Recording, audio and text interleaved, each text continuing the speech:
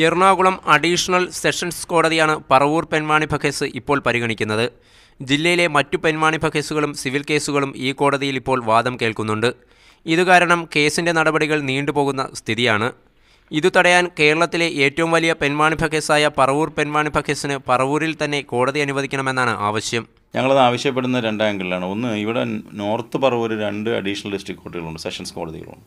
അതിലൊരു കോടതി ഇപ്പോൾ ജഡ്ജി ഇല്ലാതെ കിടക്കുകയാണ്.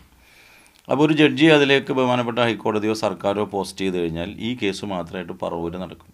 ഇതിലെ സാക്ഷികൾ ഏതാണ്ട് 85% സാക്ഷികളും പറവൂരും സറൗണ്ടിങ് പ്ലേസാണ്. Thrikkakara assistant commissioner Biju Alexander ഉൾപ്പെടുന്ന അന്വേഷണ സംഘത്തിനാണ് കേസിൻ്റെ ചുമതല.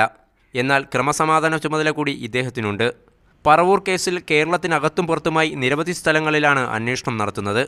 അതുകൊണ്ട് തന്നെ സമയബന്ധിതമായി അന്വേഷണം പൂർത്തീകരിക്കാൻ കഴിയില്ലെന്നും വിമർശനമുണ്ട്.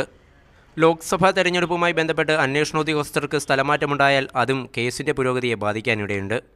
അതിനാൽ പറവൂർ പെൺവാണിഭ കേസിൻ്റെ അന്വേഷണ ചുമതല മാത്രമാക്കി ഇപ്പോഴത്തെ അന്വേഷണ സംഘത്തെ മാറ്റണമെന്നും ആവശ്യമുയരുന്നു. JK Ansar, media 1, Kochi.